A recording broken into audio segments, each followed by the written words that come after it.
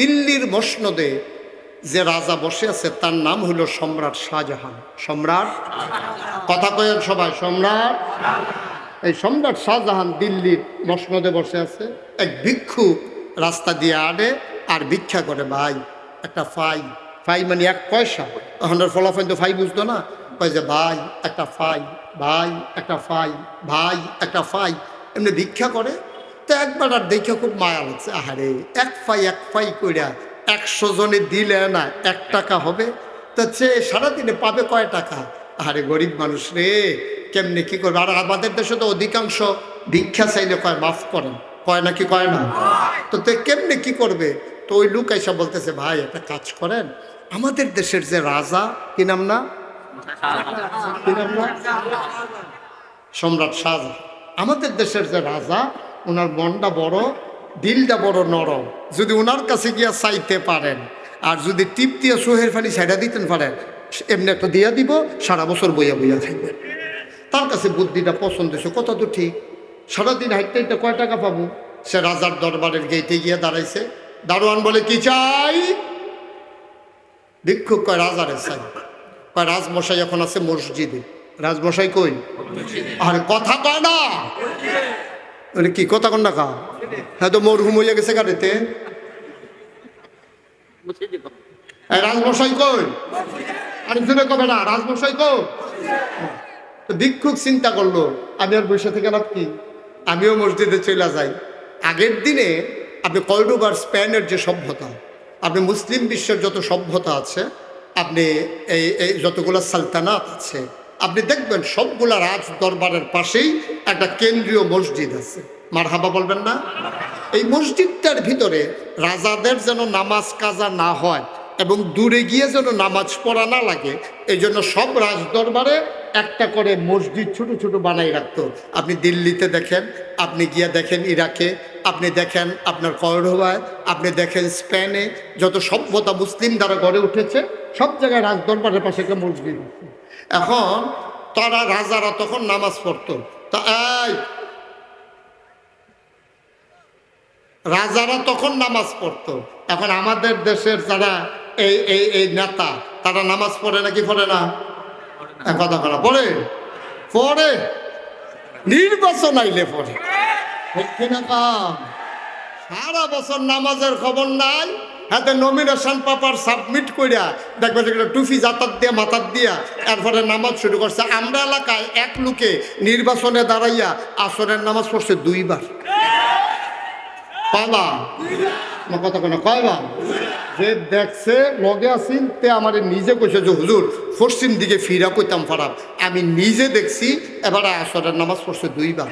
তো আমি কই 2 দিনে 2 বার পড়বো না? কারণ না, একদিনে। আমি কই তোমার বুদ্ধি তো হাতে নেতা হইছে না, তার বুদ্ধি বেশি দেখে তো নেতা হইছে। কারণ এই গ্রামও গিয়া দেখছে আসরের জামাত চলতে আছে, দেখে রইলেছে। পরের মসজিদে একটু জামাত দেরিতে হইছে, তো এই গ্রামের তারা দেখার দরকার আছে না, তেজে নামাজ পড়ে তে নেতা না। হাতে মনে করছে এক গ্রামের তারা দেখলে দেখবো সামনে বুড় আছে না, তো হাতে হ্যাঁ গিয়ে আবার খেয়ে লইছে। আমি কই এইরকম 2 বার না, টাইম থাকলে 3 বার পড়বো, তোর সমস্যা কি? এটা নেতা নাতে এই খেলা মনে করছো এটা? না হুজুবিল্লাহ কইতেন না? 2 বার আসরের নামাজ পড়া লাইছে। দাদা সারা বছর নামাজের খবর নাই, নির্বাচন আইলে নমিনেশন পেপার সাবমিট করিয়া টুফি একটা যাতার দিয়ে মাথার দিয়া এরপরে তুমি নির্বাচনের যাত্রা শুরু করো সিলেট গিয়া, আর তামাশার জায়গা পাও না। বাংলাদেশকে বোকা মনে করছো? এটা 24-এর আগের বাংলাদেশ না, এটা 24-এর পরের বাংলাদেশ। ঠিক তো? এই বাংলাদেশ আবু সাইদ মুগ্ধর বাংলাদেশ, এই বাংলাদেশ আবার উসমান হাদির বাংলাদেশ। এই বাংলাদেশে ধোঁকা দিয়া পার পাওয়ার আর সুযোগ নাই, ঠিক কিনা বলো?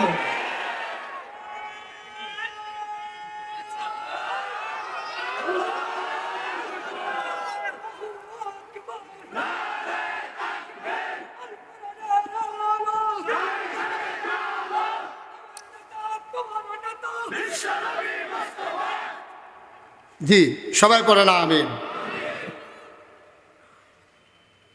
এটা আর এখন হবে না, যারা বৈশা গেছে তাদেরকে আর নামানো যাবে না।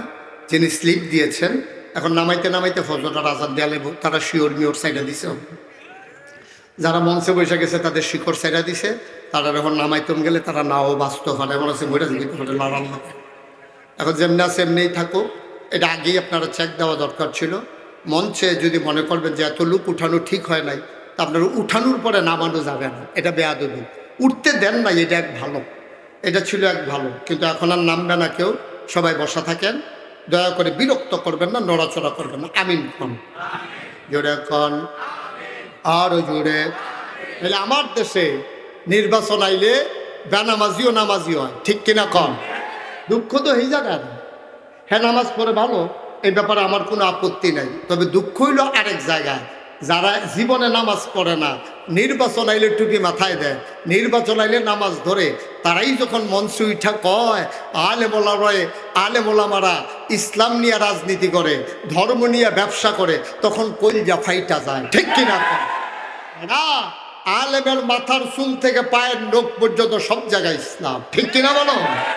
আলেমের ইসলাম নিয়ে রাজনীতি করার সুযোগ নাই।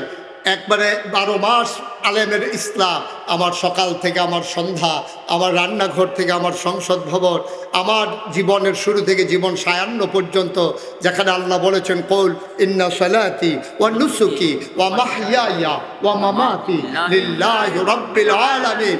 আমাদের কুরবানি, আমাদের নামাজ, আমার জীবন, আমার মরণ, আমার সকাল, আমার সন্ধ্যা, আমার রান্নাঘর, আমার সংসদ ভবন, আমার ইন্টারন্যাশনাল রিলেশন, আমার ব্যবসা, আমার বাণিজ্য, আমার চাকরি বাকরি, আমার দোকানদারি, আমার ইমামতি, আমার পিরালি, আমার যা কিছু লিল্লাহি রাব্বিল আলামিন, সব কিছু কেবলমাত্র শুধুমাত্র একমাত্র আল্লাহর জন্য, ঠিক কিনা বলো? এই যে আপনি, আপনার নাম কি? অলিউল্লাহ ভাই। আচ্ছা, আপনার যদি কেউ এসে কয় যে অলিউল্লাহ ভাই আপনার 1 কোটি টাকা দেওয়া হবে, আপনি দাড়িগুলা কামাই ফেলেন, কি করবেন? কি প্রশ্ন আসলে? টেহানা 1 কোটি, কি করবেন? ভালো করে বুঝা কর, নাকি বাইতে বুঝাইবে? পরে গড় যাইতেন না আজকে ভাবিয়ে যদি 1 কোটি টাকা পাইয়া দাঁড়িয়ে নিয়ে বইয়ের শিক্ষিতা কি থাকবে? রাখবেন না কামাই লেবেন? রাখ, কামাবে না। বাড়াই দিলে না, বাড়াই দিলে উনি কামানো কয় প্রশ্নই আসে না। আমি মুশতাক ফয়েজিকে বন্দুকের নলটা যদি বুকের ভিতরে লাগাইয়া ট্রিগারের ভিতরে আঙ্গুলটা নিয়ে যদি বলে এই মুহূর্তে গুলি করা হবে, তাড়াতাড়ি দাড়ি কামাও, আমার দ্বারা সম্ভব? আমি বলতে হবে ঝাঁঝরা করে দাও, এই দাড়িতে ফুল লাগাইতে পারবো না, ঠিক কিনা? তাইলে আমরা যারা জীবনের সাথে ইসলামকে ওতপ্রোতভাবে মিলিয়ে ফেলেছি, আমাদের জীবনের সব জায়গায় যেখানে আমরা ইসলামকে ফলো করতে চাই, আমরা যারা প্র্যাকটিসিং মুসলিম হিসেবে পরিচয় দিতে চাই, তোমরা যারা মাঝে মাঝে এসে নামাজ ধরো, নির্বাচন আসলে মাঝে মাঝে যখন টুপি মাথায় দাও, তোমরা যখন আমাদেরকে বলো আমরা ধর্ম নিয়ে ব্যবসা করি, স্পষ্ট করে জানিয়ে দিতে চাই, যারা সব সময় ইসলাম মানে তাদের ইসলাম নিয়ে ব্যবসা করার কোনো সুযোগ নাই।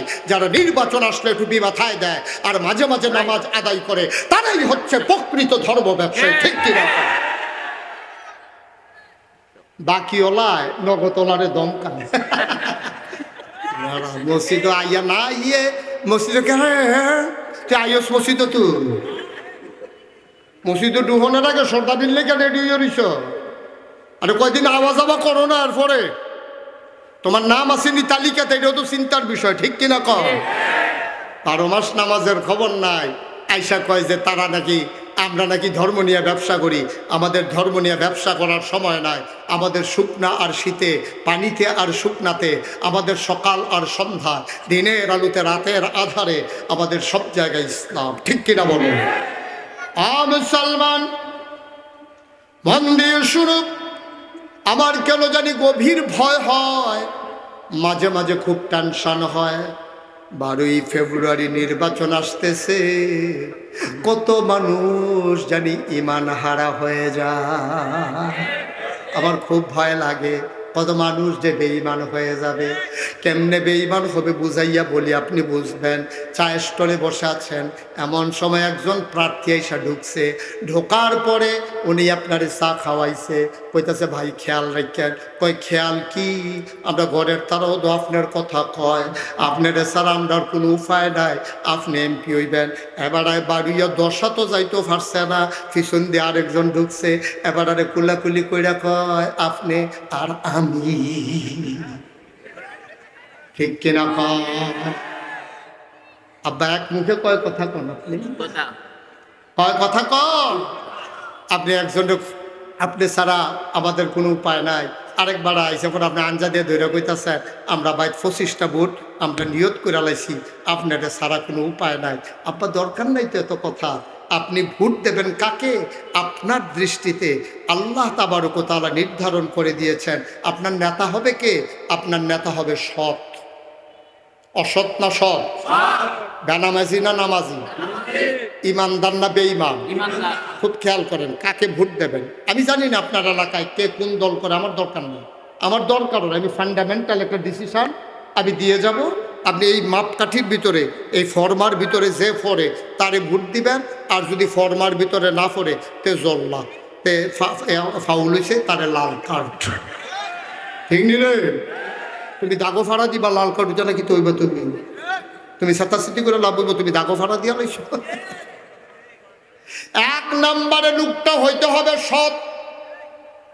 আমার গ্রামে একজন ধনী মানুষ ছিল, শিক্ষিত মানুষ ছিল, আমার চাচা হইতো। আমি বললাম চাচা সৎ মানুষ ভালো মানুষ চিনব কেমন, আমার একটু বলাই দেন। উনি বললেন 50 টাকা তুমি সাইদা তারে হাওলাত দিবা, বলবা যে আগামী শুক্রবারে দিয়া দিয়েন। তুমি আশা সাইডা দিয়া তারে দেনা দিবা, হাওলাত দেবা, কর্জ দিবা। 1 সপ্তাহের জন্য তারে 50 টাকা হাওলাত দেবা, নিয়ত করবা এই টাকা আর পাবো না। তুমি দেখবা খেয়াল করে সে সাইদা দেয় কিনা। যেই মানুষটা 50 টাকার লোভ সামলাইতে পারে না, সেই লোকটা রাস্তার গম যখন আসবে, কোটি কোটি টাকার প্রজেক্ট আসবে, সেই মানুষটা কখনোই এই লোভ ছাড়বে না। ঠিক কিনা? 50 টাকার লোভ যদি সে সামলাইতে না পারে, সে কোটি কোটি টাকার লোভ কেমনে সামলাবে কোন? কেমনে সামলাবে কোন? এটা তো একেবারে স্বাভাবিক বিষয়, একেবারে বিবেকের বিষয়। আপনি 50 টাকার লাগে আঞ্জা দিয়ে ফুটে গা 500 টাকার নোট হইলে আপনি বেহুশ হইতেন না। আমরা এলাকায় একবারও ধনী মানুষ আছি, হ্যাঁ বেড়ায় ধনী হয়েছে কেমনে পরে আমি শুনছি, আরেকবারেতে শুনছি এবারে নাকি 1 সুটকিস টাকা পাইছে, টাকা পাইয়া পরে ধনী হয়েছে। এখন টাকা যখন পাইছে এবারে অনেকক্ষণ টাকাটির দিকে চাইয়া চুপ করে বইয়া রয়েছে, রক্ত টক্ত বন্ধ হয়ে গেছে গা। কারণ পুরো 1 সুটকিস টিয়া বেড়া আছে লতি ব্যবসায়ী, লতি ব্যবসা করতো, বাজারে নিয়ে ব্যস্ত। এই লতি ব্যবসায়ী 1 সুটকিস টাকা যখন পাইছে এবার আর কি উপায় হইব কর। হ্যাঁ, তো লতি বেচে 50 টাকা লাভ করতে পারলে তে খুশি। আর সেই জায়গার ভিতরে 1 সুটকিস টাকা, তা কতক্ষণ যে চাইয়া রয়েছে, চৌখো লড়ে না, হাতও লড়ে না, পাও লড়ে না, ভিতরে রক্ত বেড়াইয়া থাকবে গেছে কথা। অনেকক্ষণ পরে আস্তে আস্তে চালু হয়েছে, পরে তে উঠটা রক্তে হালুইয়া গেছে। বাড়িতে গিয়েছেন, এটা শহীদ তলে রাখিয়া তার বড় ভাইয়ের ডাক দিয়ে আনছে। আইনার সেটা ভাই সাহেব মনে করেন আমি 1 সুটকিস টেহা পাইলাম না, এটা মনে করেন কিন্তু ফাও কথা মনে করো, তুই 1 সুটকিস টেহা পাইবি কো? তার মনে করেন না পাইছি, না এটা অসম্ভব, তুই না বিকৃতি। হারে মনে করতেন পারেন না আপনি পাইছি, না এটা ওইতো না, আমি হুদুদি মনে করলাম কিনতাম। তুই 50 টাকা পাইলে খুশি, তুই 1 সুটকিস টেহা পাইবি কো? ভাই সাহ মনে করেন আমি রাস্তা দিয়ে 8টা যেতে আসি, হঠাৎ করে দেখলাম একটা সুটকিস খুললা, দেখলাম 1 সুটকিস টেহা, মনে করেন এটা আমি পাইলাম। না জীবনে এই ঘটনা হইছে না, এটা হইতো না, তুই টেহা পাইতি না। হেতে করছে কি, তা দেখছে যে অনেকভাবে বুঝাইতে চাইছে, কোনোভাবেই যখন বুঝে না তখন আইনা সেটা সুটকিসটা খুললা যখন তার ভাইয়ের সামনে দিছে, হ্যাঁ তার ভাইয়ে কয় ভাই এটি কি টেহা? কয়ে যে এই যে করছে আর বন্ধ হইছে না।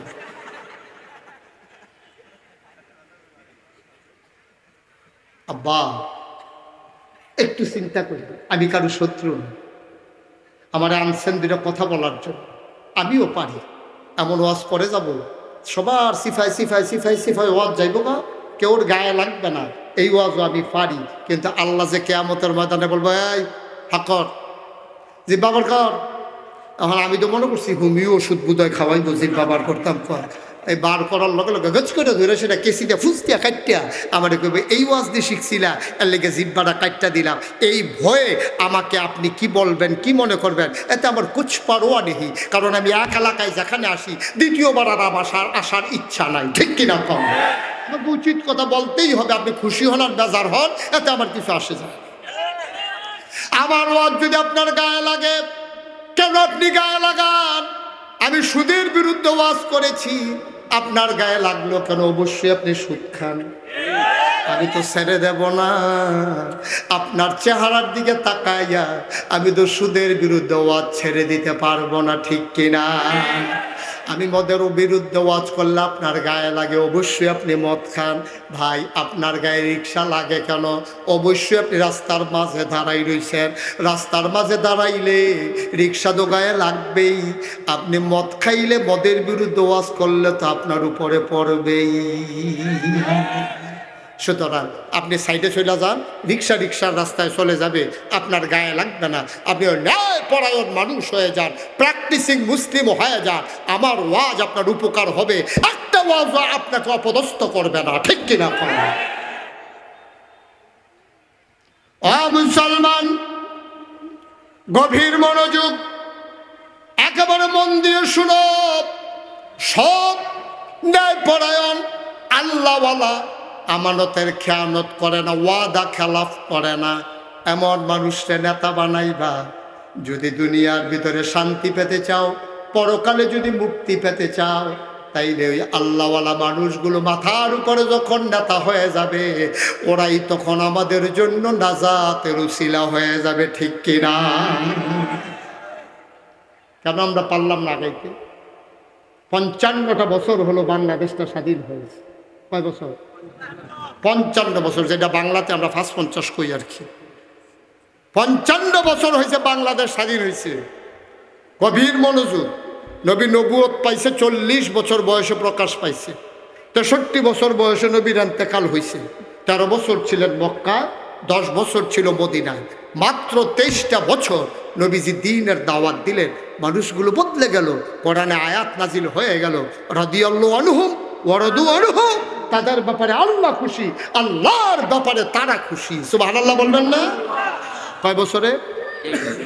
মন দিয়ে শুনে না রে, কয় বছরে? নবীজি পারলো 23 বছরে। আর 1757 সালে 23শে জুন পলাশির আম্রকাননে নবাব সিরাজউদ্দৌলাকে পরাজিত করে ইংরেজ লাট বাহাদুরেরা ক্ষমতায় গেছে। তারা শাসন করছে 200 বছর। এই 200 বছর পরে 1947 সালের 14ই আগস্ট এই ভারতীয় উপমহাদেশে ইংরেজরা বিদায় হয়েছে। ইংরেজরা বিদায় হওয়ার পরে আমাদের উপরে শাসন করছে পাকিস্তানিরা 23 বছর।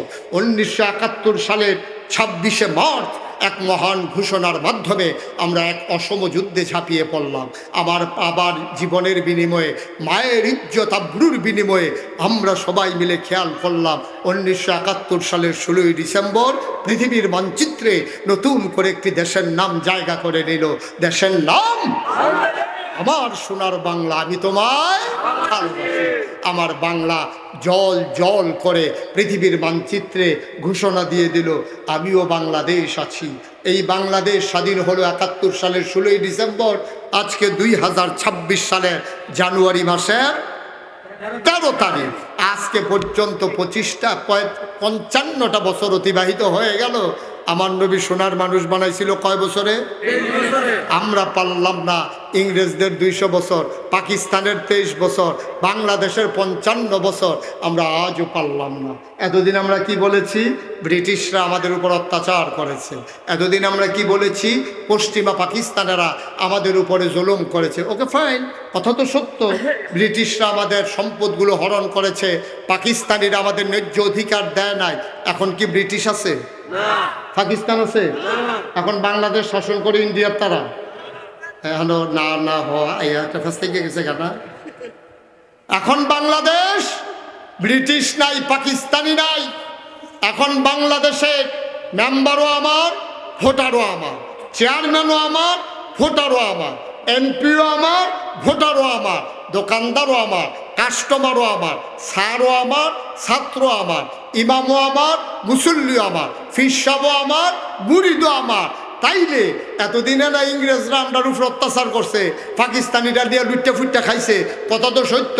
এখন দিয়ে আমরাই মেম্বার, আমরাই চেয়ারম্যান, আমরাই উপজেলা চেয়ারম্যান, আমরাই এমপি, আমরাই মন্ত্রী, আমরাই আমলা, আমরাই কামলা, আমরাই ফিরসাপ, আমরাই লাটসাপ, আমরা ভুইয়া, আমরা চৌধুরী, আমরা সরকার, খনকার, পেশকার, স্বর্ণকার, দফাদার, চকিদার, কন্ট্রাক্টর, সব আমরা।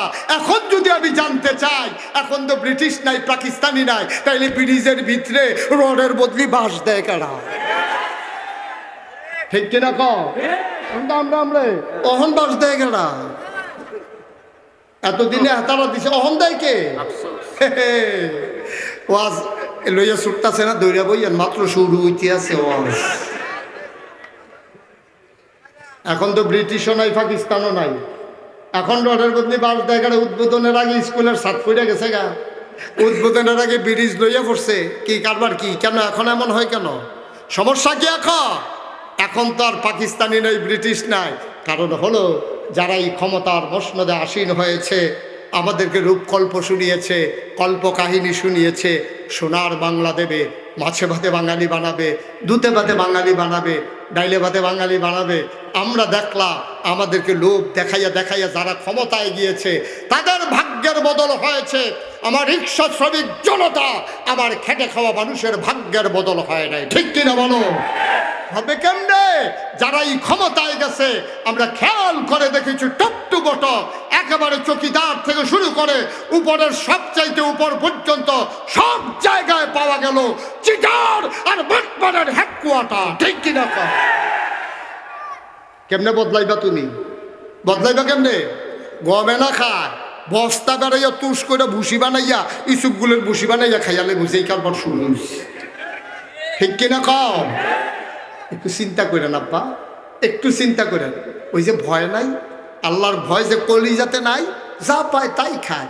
মনে করছে কোনো মতে উপরের অফিসারকে যদি ফাঁকি দেওয়া যায় তাইলে যা হয় হবে, আল্লাহর সাথে একটা গোপন চুক্তিতে চলে যাব। আব্বা, গোপন চুক্তির বিষয় না। কোরআনুল কারীমে 21 পারায় সর্বশেষ সূরা, যেই সূরা 22 পারায় ঢুকে গেছে, আল্লাহ কয় ইয়া আইয়ুহান নাসু উবুদু রাব্বাকুম। ও দুনিয়ার মানুষ শুনো শুনো শুনো, আল্লাহ কই ইয়া আইয়ুহান নবী আত্তাকিল্লাহ। সূরার নাম সূরা আহজাব, 9টা রুকু 73টা আয়াত। আল্লাহ কই ইয়া আইয়ুহান নবী, হে নবী, আত্তাকিল্লাহ, আপনি ডরাইবেন কেবলমাত্র শুধুমাত্র একমাত্র আমার আল্লাহকে। আজকে যদি কোরআনের আয়াত নাজিল হইতো তাইলে ডাক দিয়া বলতো, এই মুসাফুরের মানুষ। আমরা বলতাম জি আল্লাহ। আল্লাহ বলতেন আত্তাকিল্লাহ, মুসাফুরের মানুষ রে, ও মুসাফুরের মানুষ, ভয় পাইবা শুধু আল্লাহ রে। আর আল্লাহর ভয় যদি অন্তরে জায়গা হয়, দোকানদার কাস্টমার কেউ যেন কম দিতে পারে না। ঠিক কিনা? আল্লাহর ভয় যদি অন্তরে জায়গা হয়, কন্ট্রাক্টর পিসের বদলে এই যে কি বলে পোড়া মোবিল দিয়া রাস্তার কাজ করতে পারে না। যদি আল্লাহর ভয় অন্তরে পয়দা হয়, রাস্তা দরজা খুলে তুমি ঘুমাবা, তোমার ঘরে চোর ডাকাত ঢুকার ভয় থাকবে না। ঠিক কিনা? কষ্ট হইতেছে আপনাদের না? আবার শুনো, আল্লাহর ভয় কারে কয়? আল্লাহর নবী দুনিয়া থেকে বিদায় হলেন, ক্ষমতার মসনদে আরোহণ করানো হলো আবু বকর সিদ্দিক রাদিয়াল্লাহু তাআলা আনহুকে।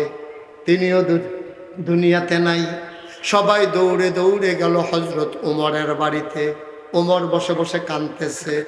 আপনি এখানে কানলে হবে, আবু বকর নাই, নবীজি নাই।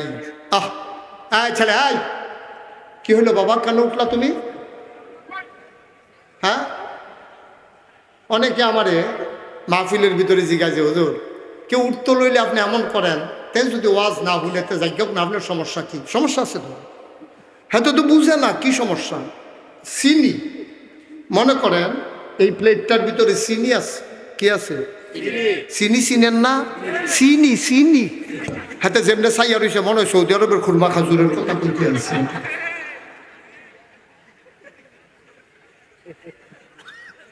কি কি এই এখান থেকে চিনি তো আশরাফ ভাই না, বেলায়েত তো, বেলায়েত বেরো বললাম, বেলায়েত ভাই একটু চিনি খান। ওনারা আমি দিলাম। এখন উনি আস্তে করে 1 চিমটি চিনি নিয়ে মুখে দিছে। তিতা লাগবে না মিষ্টি লাগবে? তা এরপরে মনে করেন উনি ইচ্ছা করে খাইলে মিষ্টি, আমি যখন বললাম বেলায়েত ভাই একটু চিনি খান, উনি না না না না চিনি খাওয়া যাবে। আমি গাই দর দুইজনে দর ফিসি দিয়ে দরছে পরে আমি বেলায়েত রাগ করেন, তাড়াতাড়ি রাগ করেন। এখন উনি আগ করতে চায় না, আমি সামিজ দিয়ে আড়া দিয়া আঙ্গুলের মাথা তুদুর চিনি লাগাইয়া বেলায়েত ভাইয়ের জিব্বার ভিতরে যদি লাগাই দেই, তিতা লাগবে না মিষ্টি লাগবে? চিনি এমন একটা জিনিস, এটা ইচ্ছা করে খাইলেও মিষ্টি, বাইন্দা খাওয়াইলেও মিষ্টি। ওয়াজ এমন একটা জিনিস, ইচ্ছা করে শুনলেও সব, তারে ফালার লোকে বাইন্দা শুনাইলেও সব। ঠিক নেই রে? তখন থেকে যে উঠবো মাফলার দিয়ে তার ফেস দিয়ে বাইন্দা লাগবি ফালার লগে। এখন থেকে যে উঠবো তার কোনো বিচার নাই, যারা লগে তুটবো বিচার হইব তার। আর হ্যাঁ তো বুঝে না, তো আপনারা না বুঝেন তো তারে উঠতে দিয়ে রাখছেন কিনতে না হেন, যে উঠবো তার যাতাতে দুই বলে দুই কিন্তু হতাই নেবি, আল্লাহ যা করে করবে। মার হাবা বলো, জোরে বলো, কান্দেন গেতেন এবার কিন্তু মনে মনে করে উঠোনের নিয়ত আসি, কান্দেন না কতক্ষণ পরে ছেড়ে দেব। আমিন কন, জোরে কন। খুব মনোযোগী শ্রোতা, টার্গেটে পড়ে গেছে আমি। মার হাবা কানা রে ও মুসলমান, অন্তরে ভয় থাকবে কার? এই ভয় অন্তরে নিয়ে আল্লাহর নবী যখন দ্বীনের দাওয়াত দিতে শুরু করলেন, ও মুসলমান, এ পথ ছিল কণ্টকাকীর্ণ, এ পথ ফুল বিছানো ছিল না। তুমি আমি যত সহজে ইসলাম পাইছি রে, এত সহজে ইসলাম আসে নাই। আল্লাহর নবী মক্কার মানুষগুলোকে দ্বীনের দাওয়াত দেয়, গরিব গরিব মানুষগুলো ইসলাম মানে, আর ধনী মানুষগুলা, স্বার্থবাদী কায়েমি মানুষগুলা, যারা ক্ষমতায় আছে, যারা ফাঁকাফুক্ত, যেই মানুষগুলা দল চালায়, যেই মানুষটা মেল চালায়, দেশ চালায়, ধর্ম চালায়, দেবদেবীর পূজা করে, সবাই মিলে এক হয়ে গেল। বাংলাদেশে যেমন হিন্দু বৌদ্ধ খ্রিস্টান ঐক্য পরিষদ, দেখেন এই খেয়াল করেন, খুব চিকন কথা, হিন্দু বৌদ্ধ খ্রিস্টান ঐক্য পরিষদ। এই যে খ্রিস্টান তারা আল্লাহ মানে তিনজন, বৌদ্ধ যারা তারা আল্লাহ মানে না, আর হিন্দু যারা তাদের আল্লাহ হইল 33 কোটি। কয় কোটি? তো বেহতের হিন্দুরে তো জিজ্ঞাসা লাভ নাই। আমি এক হিন্দু প্রফেসর, আমি ওনারে ডাক, আমার লোক ওনার খাতির ভালো, তা আমি ওনারে চা খাইতে খেতে বললাম, স্যার একটা কথা জিজ্ঞাসা স্যার। ওই জিজ্ঞান না হলো, আমি কথা তো বেশি কিছু না, আপনারা এত আল্লাহ কেমনে মনে রাখেন? 33 কোটি, আমরা এক আল্লাহ থাকি তো ফলাফি না মাজার গিয়া সেজদা দিয়া ভাই, আর আপনারা 33 কোটি আল্লাহ লইয়া কেমনে কি করেন? ওই হুজুর এরপরেও তো হয় না। আমি 33 কোটির পরও হয় না, না টান ফুটে থেকে তো আমি কেমনে বাক করছেন কেমনে? কয় মনে করেন শীতের লেগে একজন, গরমের লেগে একজন, বৃষ্টির লেগে একজন, শুকনার লেগে একজন, ধানের লেগে একজন, গমের লেগে একজন। ধান তো আবার এক জাতের না, ইরি বুড়ু আউ সামন কালিজিরা, এই দিন লেগে আমরা বাক করে দিতে দিতে শেষে যায় গিয়া টান পড়ে। যারা আল্লাহ ফেসলে গিয়ে রয়েছে, ইহুদিদের আল্লাহ হইল 2 জন, খ্রিস্টানদের আল্লাহ হইল 3 জন, বৌদ্ধরা আল্লাহ মানে না, হিন্দুরা মানে 33 কোটি। হেতারার ভিতরে ঐক্য হয়, হিন্দু বৌদ্ধ খ্রিস্টান ঐক্য পরিষদ। আমরা মুসলমানের আল্লাহ কয়জন? নবী কয়জন? কোরআন কয়টা? ক্যাবলা কয়টা? আমরা মুসলমান সব এক না অনেক? আমরা অনেক ভাগ হইয়া রয়েছি। হ্যাঁ, তারার আল্লাহ ঠিক নাই, ধর্মের ঠিক নাই, তারার নবীর ঠিক নাই, তারার কিতাবের ঠিক নাই, তাদের বিশ্বাসের ঠিক নাই, তাদের আমলের ঠিক নাই। এক তারা পূজা করে, আরেক তারা খেরুই থাকে, এক তারা গিয়ে অনমনম করে, আরেক তারা গিয়া গট গট করে চিল্লা যে তারার আল্লাহর ঠিক নাই, আল্লাহ আল্লাহ মিল নাই। হ্যাঁ, তারার দেবতার ভিতরে, হিন্দুদের ভিতরে, খ্রিস্টানদের ভিতরে মিল নাই। এই বেমিলের ভিতরে তারা এক হইয়া গেল। আর আমাদের আল্লাহ এক, আমাদের কাতাব এক, আমাদের কোরআন এক, আমাদের ক্যাবলা এক, আমাদের দিন ইসলাম এক। এরপরে আমরা নোয়াখালী হইল এক ইসলাম, সিলেট গিয়ে দিয়ে আরেক ইসলাম, চিটাগাং গিয়ে দিয়ে আরেক ইসলাম, কুমিল্লা গিয়ে দিয়ে আরেক ইসলাম। ইসলামটারে যার যার মন মতো এটারে এমনভাবে ব্যবহার করছে, কথা যেটা মনে পড়ছে এটা কি কইলে তা বুঝলে আচ্ছা যেই ওয়াজ করতেছি তোরা কোনো আমার আর দাওয়াত দিও নি ডাক্তার বুঝ করে কইরা যে কে দিয়ে ভালো হবল বলে যখন আইতাম পড়তাম না স্যার এবার লাগাই গিয়েছে জ্ঞান দিই তোর আর ওয়াজ কি গো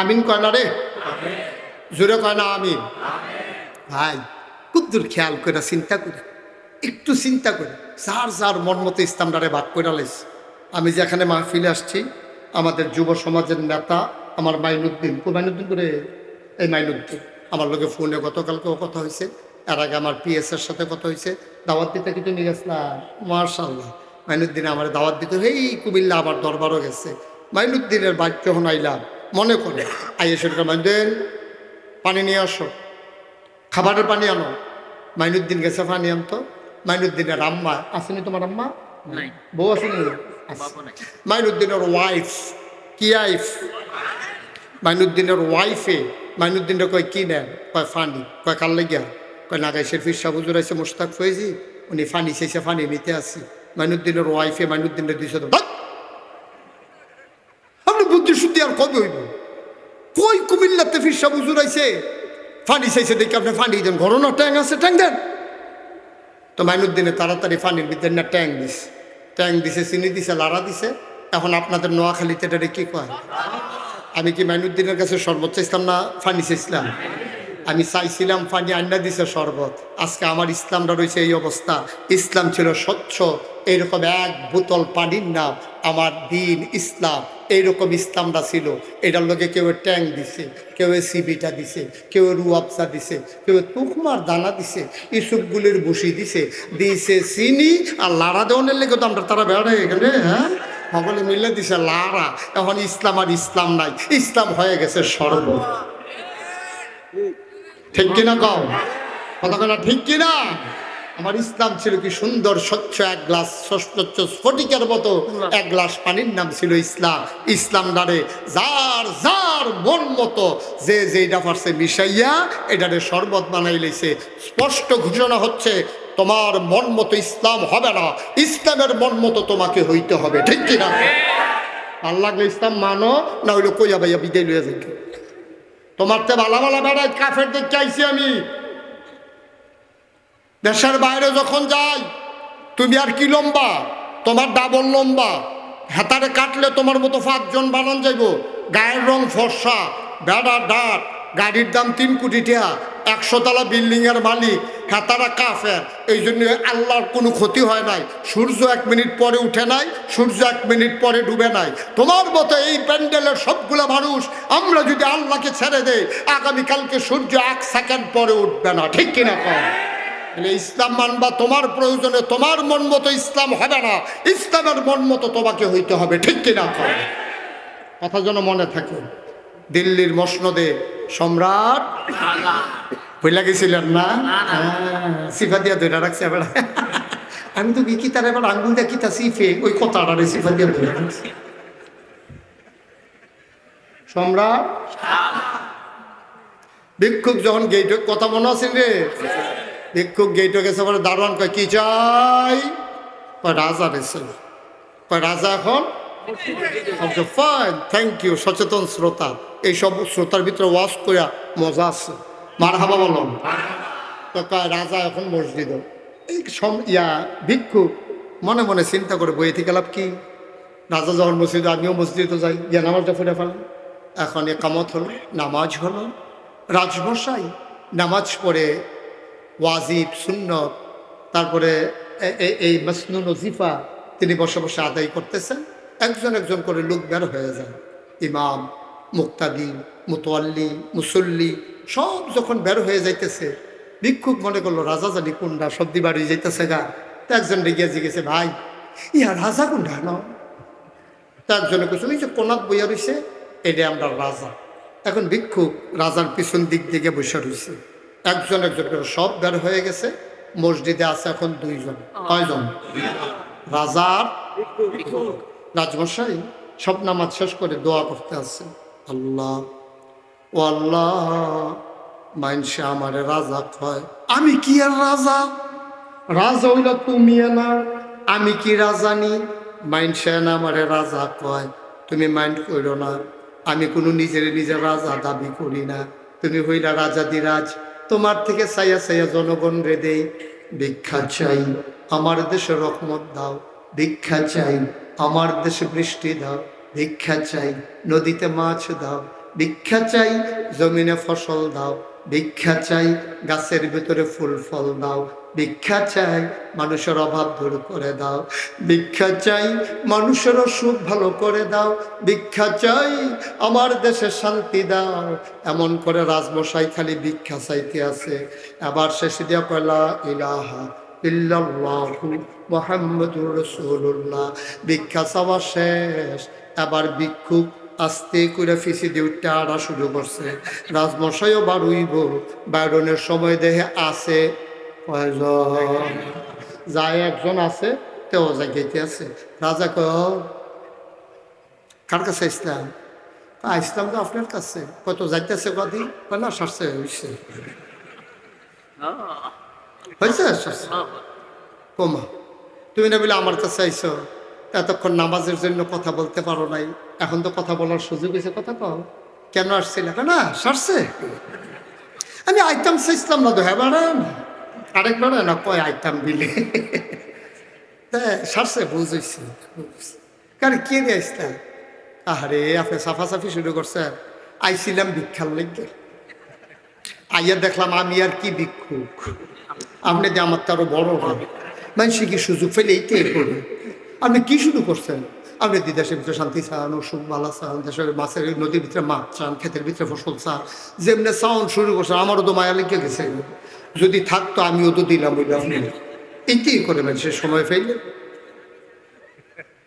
রাজা ডাক দিয়া কয়, আমি চাইছি আল্লাহর কাছে, তুমি চাইবা আমার কাছে। ভিক্ষুক ডাক দেয়া কয়, রাজাটাকে আল্লাহটাকে আপনার কাওলা করা নাকি? আপনার যে আল্লাহ আমারও তো সেই আল্লাহ। আপনি আন্না দেওয়ান লাগবে, আমি আল্লাহরে চিনি না। তবে ডাক দিয়া যখন দাঁড় করাইছেন, কথা একটা শূন্য রাখেন, আপনার কাছে আইসা আমার লস হয় নাই, ভিক্ষা তো নেবই না। তবে আইসা একটা লাভ হইছে। রাজা বাদশারা কই ভিক্ষা করে, এতদিন জায়গাটা চিনতাম না, আজকে আপনার দরবারে আসে জায়গাটা চিন্না গেলা। এখন থেকে যদি ভিক্ষা করাই লাগে, মানুষের দরজায় না, দোকানপাটে না, রাস্তাঘাটে না, যদি ভিক্ষাই করা লাগে, রাজারা যেই দরবারে ভিক্ষা করে জায়গা চিন্না ফেলাইছি, এখন থেকে ভিক্ষা লাগলে ওই দরবারেই ভিক্ষা করব। এই দরবার কার? দরবার কার? এই আল্লাহ আছেন নাকি নাই? আল্লাহর নবী দিনের দাওয়াত দেয়, মক্কার মানুষগুলো টিটকারি মারে মস্কারা করে, পাগল জিনে ধরছে কয়। রাস্তার ভিতরে কাটা বিছায়, চাদর দিয়ে নবীর গলার ভিতরে পেঁচ দিয়ে মেরে ফেলতে চায়। আল্লাহ ইশারা দিলেন, ও নবী আর কয়টা দিন কষ্ট করেন, আর বেশি দিন থাকা লাগবে না। আল্লাহর নবী ডাক দিলেন, আবু বকর, ও আবু বকর এদিকে আসো। নিরাল এক জায়গায় নিয়ে গেলেন, চুপি চুপি কানে কানে কয়, আবু বকর রে, মক্কায় বোধহয় আর থাকতে পারবো না, চলে যাওয়া লাগবে মদিনায়। করা কথাটা কারো কাছে বলার দরকার নাই। যেই দিন আমি মদিনায় যাব, একমাত্র সঙ্গী হবা তুমি আবু বকর। সুবহানাল্লাহ, রাস্তা যেদিন মদিনায় চলে যাব, তুমি আবু বকর আমার সাথে থাকবা। প্রস্তুতি নাও, মেন্টালি প্রিপারেশন নাও, প্রিপারেট থাকো, যে কোনো সময় ডাক আসবে, চলে যাওয়া লাগবে। আবু বকর সিদ্দিক বাড়িতে গেলেন না। এই কথা শোনার পরে চলে গেলেন বাজারে, দুইটা উটের বাচ্চা কিনলেন, এক ইহুদির বাড়িতে নিয়ে গেলেন। গিয়া কই, ইহুদি রে, ও ইহুদি, মাসিক হিসাবে টাকা দেব, 1 মাস লালন পালন করলে এত টাকা, 2 মাস হইলে এত টাকা। কারণ কোন দিন ডাক আসবে আবু বকর জানে না। ঠিক ঠিক ঠিক। মাঝরাত পার হয়ে গেল। শেষ রাতে একদিন আল্লাহর নবী আবু বকর সিদ্দিকের দরজায় গিয়ে দাঁড়িয়ে গেলেন। চতুর্দিকে কাফেরারা উৎপেতে আছে, জুড়ে ঢাকা যায় না, ইচ্ছে মতো হাঁটা যায় না। আল্লাহর নবী আবু বকরের দরজার কাছে মুখ লাগাইলেন, এবার আস্তে করে ফিসফিস করে ডাক দিলেন, আবু বকর। আবু বকর সাথে সাথে দরজা খুলে দিয়ে কয়, লাব্বাইক ইয়া রাসূলুল্লাহ। আল্লাহর নবী চমকে উঠলেন, থমকে দাঁড়ালেন, আশ্চর্যান্বিত হয়ে গেলেন। এমন ডাকে তো একজন মানুষের ঘুম ভাঙ্গার কথা না। আল্লাহর নবীকে, আবু বকর, ও আবু বকর, তুই কি ঘুমাস না? কয়, কেন ঘুমাবো না? কয়েক ডাকে টের পাইলি কেমনে? আমি তো দরজার ভিতরে ঘুমাইছিলাম। কয়, দরজায় আবার মানুষ ঘুমায় কেমনে? কয়, নবী গো, ও নবী, আপনি যেই দিন বলেছিলেন তৈরি থেকো, ওই দিনের পর থেকে আমি আবু বকরের পিঠ আর বিছানায় লাগে না। কেমনে ঘুমাইলি? অনেকদিন আগের কথা। কেমনে ঘুমাইলি রে আবু বকর? কয়, দরজার ভিতরে দাঁড়াই থাকি পিঠ লাগাইয়া, ডাইনে পড়ে যাই, বামে পড়ে যাই, সামনে পড়ে যাই, ঝিমুতে ঝিমুতে। আমার বিবি ডাক দেয়া কয়, স্বামী আমার, বিছানায় এসে ঘুমান। আমি বলেছি না, বিছানায় গেলে গাঢ় ঘুম হয়ে যাবে। নবী যদি এসে ডাকে কষ্ট হয়, আমি আবু বকরের কলিজায় মানবে না। বিবি গো, ও বিবি, নবীজি যতদিন না ডাকবে ততদিন এই পিঠ আর বিছানায় লাগবে না গো বিবি। আবার আল্লাহ নবী কয়, আয় আয় আবু বকর, কত পাগলামি করলি রে আবু বকর, এর বিনিময় তো আমি আল্লাহর কাছে কিছুই তোরে দিতে পারলাম না।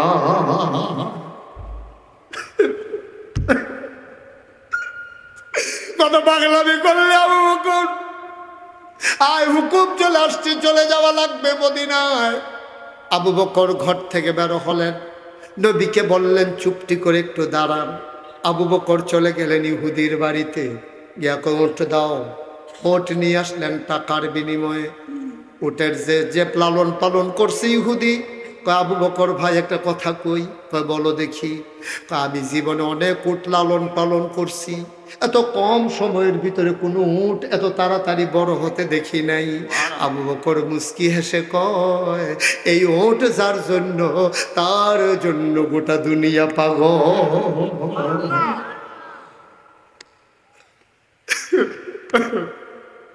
এই উট বড় হবে না, কোন উট বড় হবে?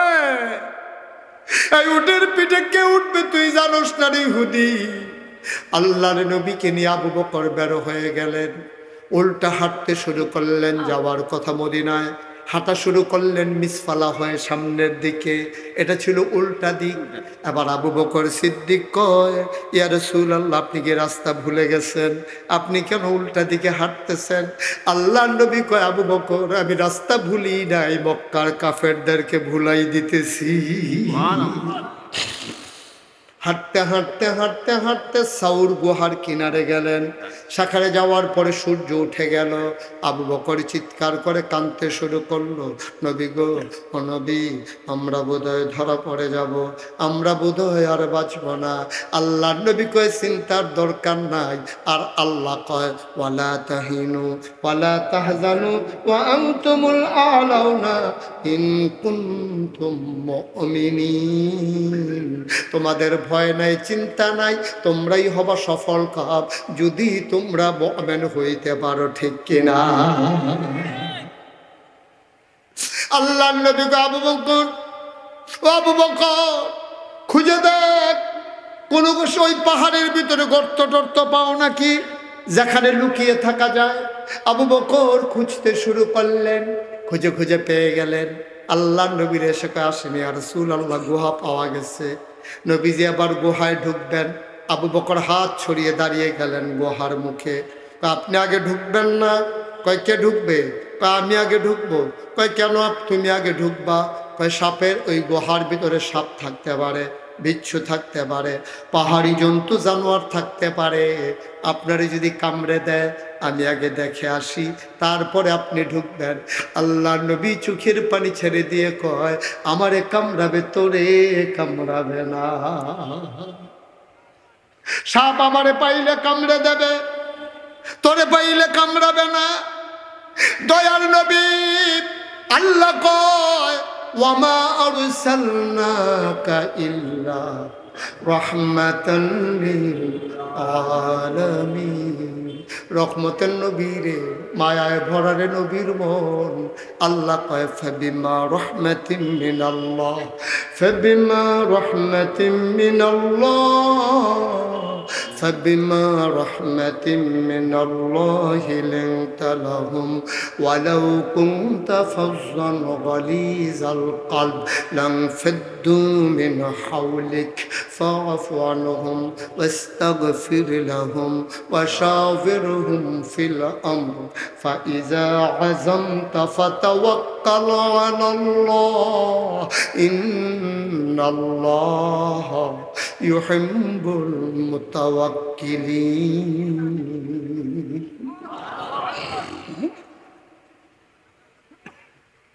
আল্লাহর নবী ডাক দেয়া কয় আবু বকর, আমি গুহায় ঢুকলে সাপ কামড়াবে, তোরে কামড়াবে না।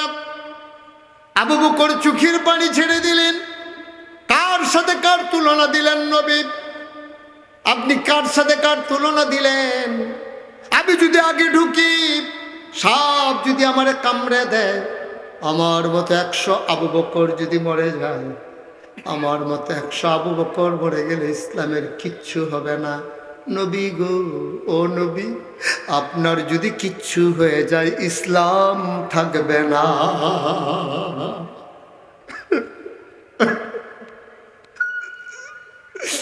আপনি ঢুকবেন লাগে। আবু বকর ঢুকলেন, সব দেখে আবার নবীজিকে বললেন আহলান সাহলান মারহাবা, মোস্ট ওয়েলকাম, আমাদের গুহায় আপনাকে স্বাগতম। আল্লাহর নবী ঢুকলেন, ঢুকে বললেন আবু বকর, ও আবু বকর, শরীর বড় ক্লান্ত। আবু বকর ঘুমাইতে পারি না এক ফোঁটাও, শরীরটা বড় দুর্বল লাগতেছে, একটু ঘুমাইতে মন চায়। আবু বকর সিদ্দিক আসন পেতে বসলেন, কুলের ভিতরে আমার নবী মাথা রেখে শুয়ে পড়লেন। আবু বকর মনে মনে কয়, কোনদিন এমন কাজ থেকে নবীরে দেখি নাই।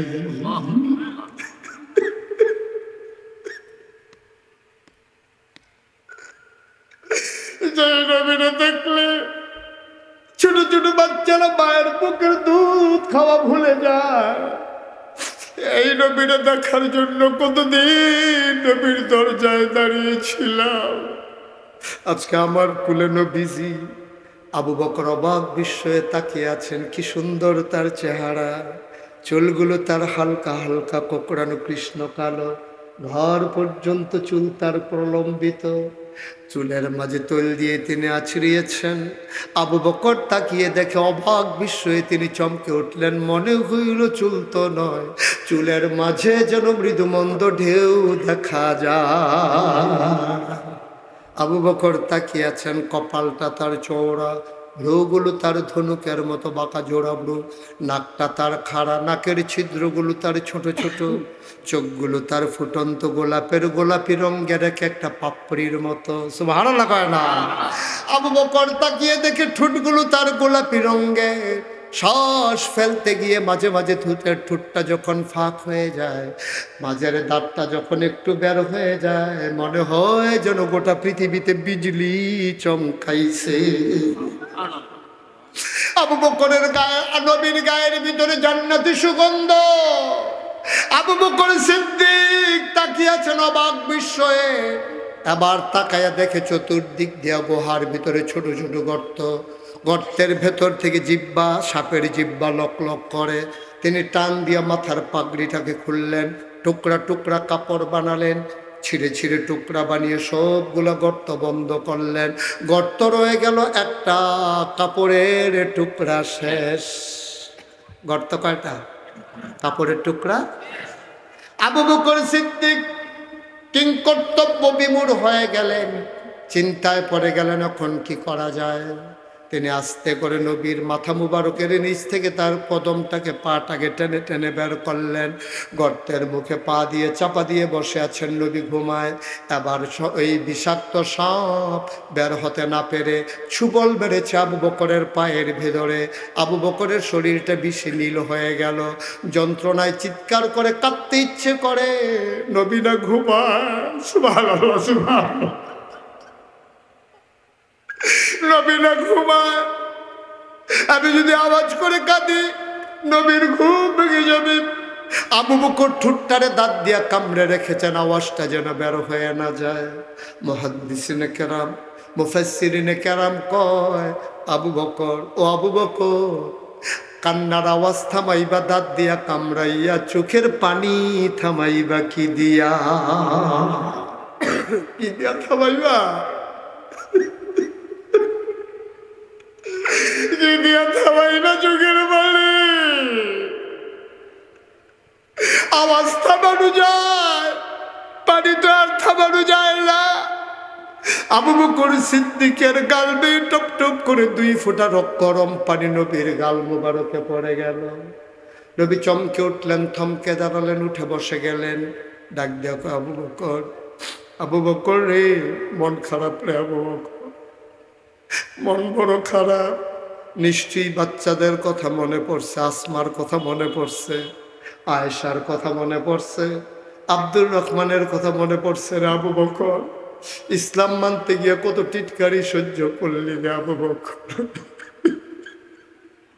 ইসলাম মানতে গিয়ে কত বস্কারা সহ্য করলি। তোর মতো মানুষকে কাফেররা মারতে যায়, আজকে বাড়ি ছাড়লি, ঘর ছাড়লি, বিবি ছাড়লি, বাচ্চা ছাড়লি, শুধু ইসলামের জন্যে।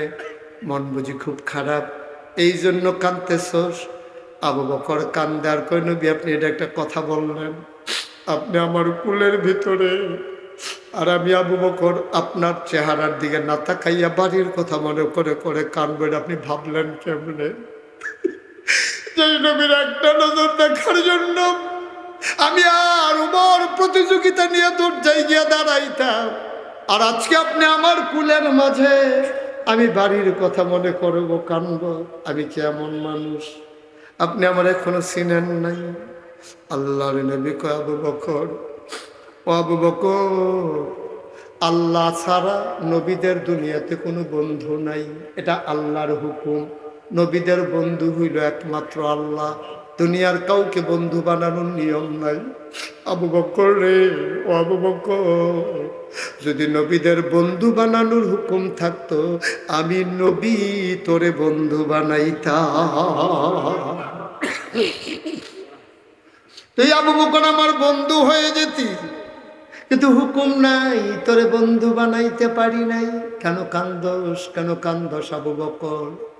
আবু বকর সিদ্দিক কই, নবী গো, ও নবী, মনে করেছিলাম বলবো না, আপনি বারবার জিজ্ঞেস করতেছেন না, বইলা তো উপায় নাই। সাপ আমার পায়ের ভিতরে কামড়ে দিয়েছে। কই দেখি দেখি দেখি, কোথায় সাপ কামড়াইছে? আবু বকর সিদ্দিক পা বাড়াই দিলেন, নবীর দিকে পা আগাই দিলেন। নবী আঙ্গুলটা, শাহাদাত আঙ্গুলটা জিব্বার ভিতরে লাগাইয়া একটু লালা মুবারক ওই আঙ্গুলের মাথায় লাগাইয়া, যেই জায়গায় আবু বকরকে সাপ কামড়ে দিয়েছে ওই জায়গার ভিতরে একটু লালা মুবারক লাগিয়ে দিলেন। আবু বকর কয়, পৃথিবীর মানুষ শোনো, খোদার কসম, আমার পাটা সাপ কামড়ানোর আগে যত আরামে ছিল, নবীর লালা মুবারক লাগার পরে তার চাইতে 100 গুণ বেশি আরাম অনুভব করল।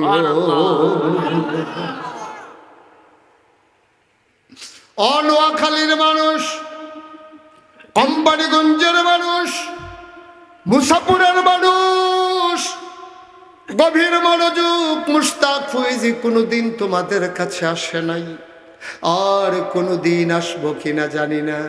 36 বছর মুশতাক ফয়েজী মাহফিল করি, মাহফিলে কদম দিলে মাহফিলটার ওজন বুঝি। দেশে দেশের বাইরে এই মুশতাক ফয়েজী কত মাহফিল করলো, আজকে কোম্পানিগঞ্জের মাহফিলে কদম দিয়া এমন সাক্ষী দিয়েছে, তোমাদের মাহফিল আমার আল্লাহ কবুল করে নিয়েছে।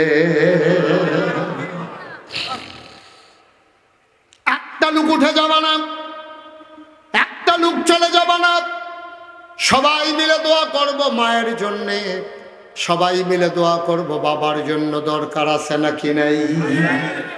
আমার আব্বা নাই, আমি বুঝি রে, বাপ না থাকলে কেমন লাগে। মাহফিলে যখন মানুষ দোয়া চায়, হুজুর আব্বার জন্য একটু দোয়া কইরেন। আমারও তো আব্বা নাই, বাবার কথা মনে পড়ে যায়। মাঝরাতে নিকশ কালো অন্ধকারে মোবাইল টিপে টিপে মাঝে মাঝে আব্বার কবরের কিনারে যাই, মাথার কাছে বসে আব্বারে জিজ্ঞেস করি, আব্বা ও আব্বা, বাংলাদেশে তো অনেক শীত আব্বা, আপনি কেমনে ঘুমান মাটির বিছানায়?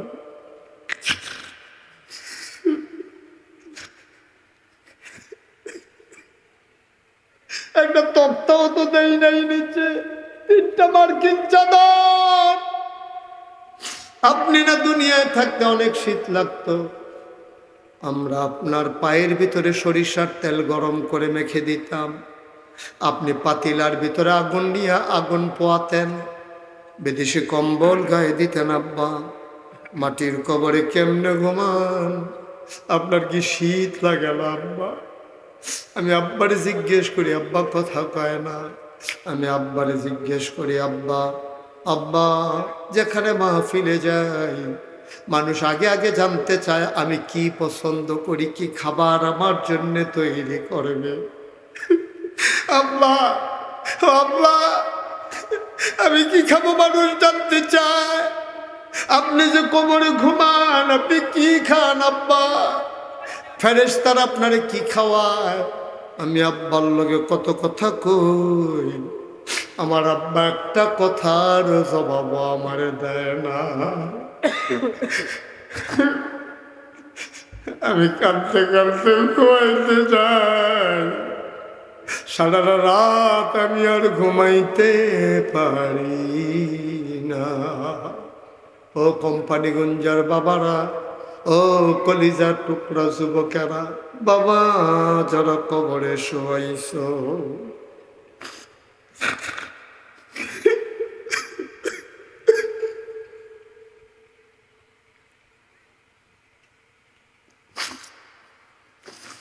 যেদিন আমার মতো আব্বা হারাইবা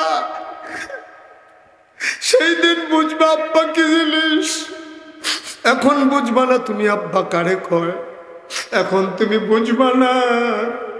যেই দিন আমার মতো আব্বা হারাইবা সেই দিন দেখবা ঘরে সব আছে, বাবা নাই, মনে হয় যেন ঘরটার ভিতরে কিছুই নাই।